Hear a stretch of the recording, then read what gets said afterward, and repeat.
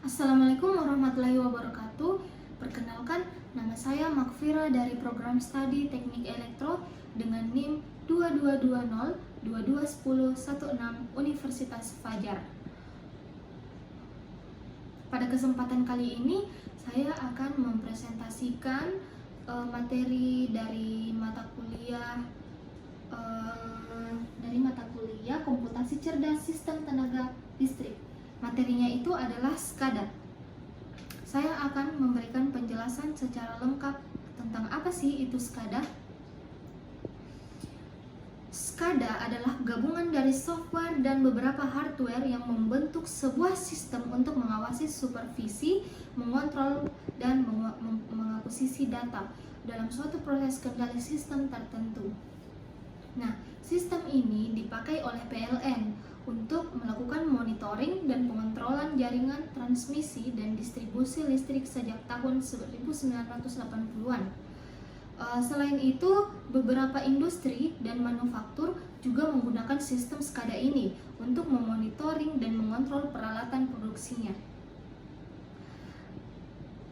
Jadi, sistem SCADA ini merupakan suatu integrasi antara software, komputer, dan juga sistem kontrol di mana kita dapat memonitoring, mengumpulkan data, sekaligus mengontrol peralatan dari jarak tertentu menggunakan media kabel, frekuensi radio, atau bahkan jaringan internet. Fungsi SCADA. Pada dasarnya, SCADA ini mempunyai 3 fungsi. Nah, saya akan menyebutkan fungsi-fungsinya, yaitu supervisi, monitoring data dan status peralatan, misalkan monitoring hasil pengukuran sensor tertentu dan status aktuator seperti relay terbuka atau tertutup, conveyor berjalan atau tidak, dan lain-lain. Data akuisisi, mengumpulkan data, menyimpannya, bahkan menganalisanya secara otomatis. Misalkan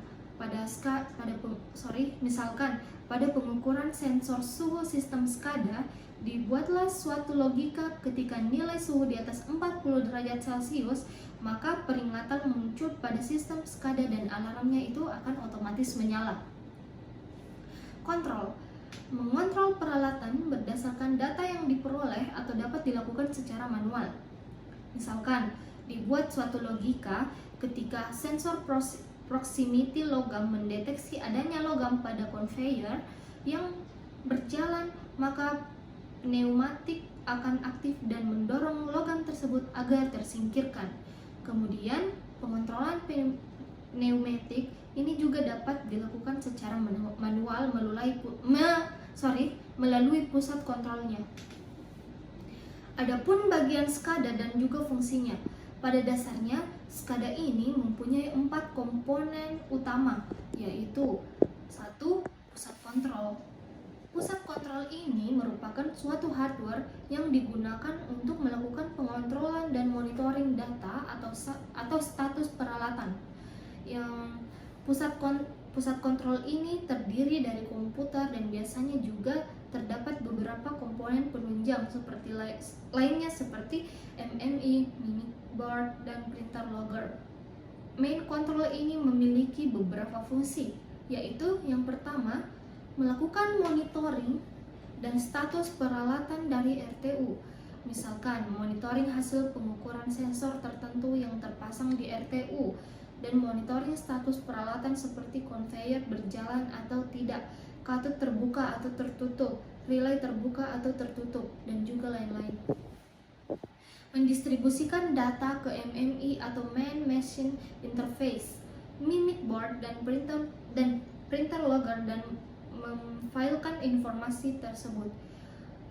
Yang ketiga, mengirim perintah ke RTU untuk melakukan proses tertentu seperti mengendalikan aktuator atau membaca pengukuran sensor.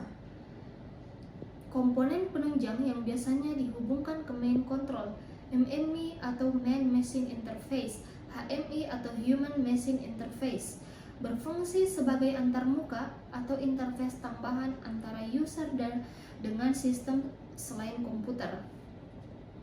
Mimic board digunakan untuk menampilkan sistem yang dikontrol atau hasil pengukuran dalam bentuk diagram, angka, dan status. Printer digunakan untuk mencetak informasi yang dapat dalam bentuk gambar, data, ataupun grafik. 2. Media transmisi. Media transmisi ini berfungsi sebagai penghubung antara media komunikasi antara pusat kontrol dengan RTU (Remote Terminal Unit). Media transmisi ini berupa kabel fiber optik, kabel pilot, gelombang frekuensi radio, atau bahkan internet. Ketiga, RTU atau Remote Terminal Unit. RTU ini merupakan suatu alat atau mesin yang akan bekerja sesuai dengan logika yang ditanamkan pada alat tersebut. RTU ini memiliki beberapa fungsi dalam sistem SCADA, di antaranya menerima hasil pengukuran sensor seperti nilai arus, tegangan, frekuensi listrik, dan juga status peralatan seperti pneumatik, mendorong atau tidak, saklar terbuka atau tidak, dan lain-lain. Mengirimkan data hasil pengukuran sensor seperti arus, tegangan frekuensi, dan status peralatan seperti saklar terbuka atau tertutup ke pusat kontrol. Melakukan tindakan berdasarkan logika yang ditanam secara otomatis atau melakukan tindakan berdasarkan perintah dari pusat kontrol, misalnya membuka atau menutup saklar yang dilakukan secara manual. Yang keempat, file device.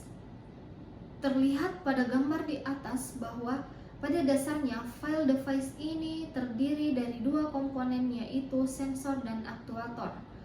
Sensor adalah alat yang mengukur nilai parameter tertentu seperti suhu, ketinggian, gerakan, arus, tegangan, dan juga lain-lain. Sementara itu, aktuator adalah peralatan yang digunakan sebagai penggerak sistem, seperti pneumatik atau mendorong alat conveyor untuk memindahkan alat. Nah, dan juga ada relay. Nah, relay ini berfungsi untuk memutuskan dan menghubungkan aliran listrik dan lain-lain. Adapun beberapa cara kerja SCADA. Yang pertama itu pada jaringan distribusi dan transmisi listrik PLN. Pada jaringan distribusi dan transmisi listrik PLN.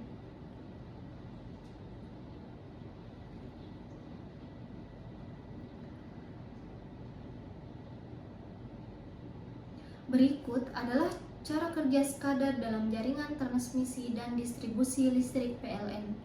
Yang pertama, main control mengirimkan suatu permintaan atau perintah ke RTU, misalkan pengukuran arus, tegangan, frekuensi, dan status saklar. Yang kedua, perintah tersebut terkirim melalui media komunikasi yang digunakan. Yang ketiga, kemudian RTU akan menerima perintah tersebut dan mulai melakukan pengukuran arus, tegangan, frekuensi, dan membaca status saklar, yaitu terbuka atau tertutup. Yang keempat, hasil pengukuran dan pembacaan status saklar tersebut itu akan dikirimkan kembali ke main control server 1 dan juga server 2. Kelima, selanjutnya hasil pengukuran sensor dan status saklar tersebut ditampilkan melalui sebuah layar atau interface, yaitu komputer pada pusat kontrol. Nah, yang keenam, main control dapat melakukan perintah secara manual berdasarkan data yang didapat dari RTU. Perintah tersebut yaitu membuka ataupun untuk menutup saklar. Yang ketujuh dan terakhir, proses tersebut terjadi secara berkelanjutan dan terus-menerus sehingga PLN mampu melakukan survei, pengontrolan, dan akuisisi data jaringan transmisi dan distribusi listrik. Studi kasus sistem SCADA pada pembangkit listrik tenaga air PLTA beserta jaringan transmisi dan distribusinya. Pada studi kasus ini, saya mengambil contoh pada salah satu unit PT PLN Persero bagian distribusi yang bertugas untuk mengatur dan mengendalikan tegangan listrik 20 kV. keterangan adapun gambarnya seperti ini.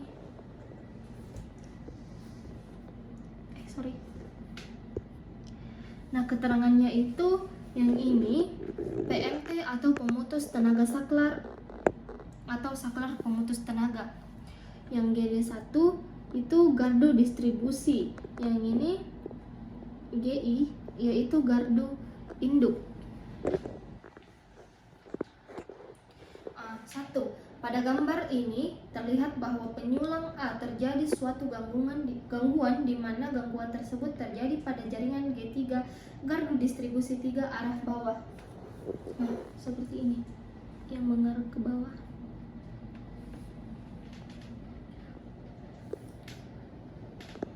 Nah, nomor 2, hal tersebut membuat GD4 dan GD5 mengalami padam.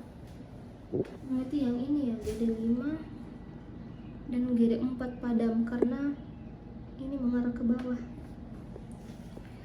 Dengan menerapkan sistem SCADA, APD atau area pengatur distribusi dapat melakukan tindakan dari pusat kontrol dan tanpa harus datang ke GD4 dan GD5 untuk menghidupkan kembali listrik yang padam. Keempat, lalu main control melakukan tindakan dengan membuka LBS atau load break switch yang terdapat di antara GD3 dan GD4 dengan cara mengklik open pada layar.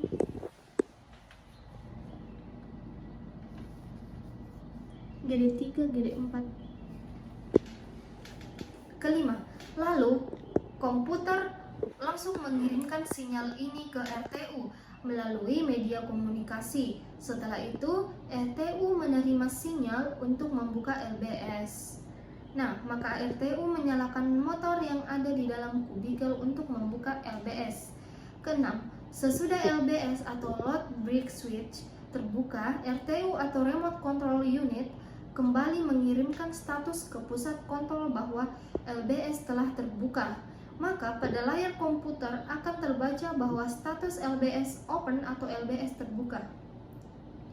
Ketujuh, kemudian operator akan mengklik close pada LBS di gardu hubung atau bawah GD5. Nah, dan LBS pada penyulang ekspresi atau paling kanan sehingga GD4 dan GD5 mendapat pasokan listrik dari gardu induk melalui penyulang ekspres seperti terlihat pada gambar ini.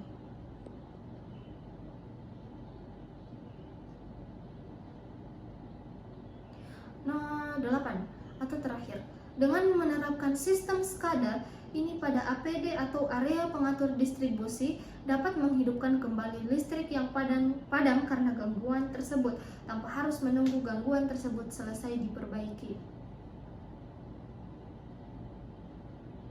Jadi 3 ke sini terus ke sini.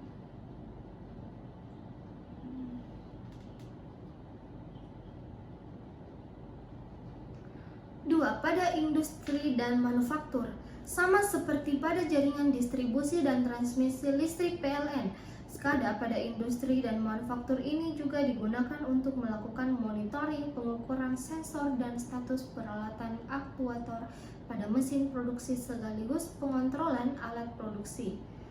Akan tetapi, perbedaannya biasanya di industri RTU atau Remote Terminal Unit yang digunakan adalah PLS atau Programmable Logic Controller. Nah, PLS ini akan melakukan suatu perintah atau proses sesuai dengan logika yang ditanamkan. Misalkan pada gambar tersebut, PLS dihubungkan ke sensor proximity atau proximity actuator pneumatik dan conveyor. Jadi, ditanamlah suatu logika ketika sensor mendeteksi adanya benda, maka conveyor akan berhenti bergerak dan pneumatik mulai mendorong ke bawah. Biasanya, otomasi jenis ini digunakan untuk pengemasan minuman, di mana ketika pneumatik mendorong ke bawah, maka tutup minuman tersebut akan terpasang. Aplikasi SCADA pada sistem distribusi dan transmisi listrik, SCADA ini digunakan untuk memonitoring arus, tegangan, frekuensi, dan status saklar pada gardu distribusi atau transmisi. Selain itu, SCADA digunakan untuk melakukan pengontrolan saklar, menutup atau membuka saklar pada saluran distribusi atau transmisi dari pusat kontrol. Pada industri dan manufaktur SCADA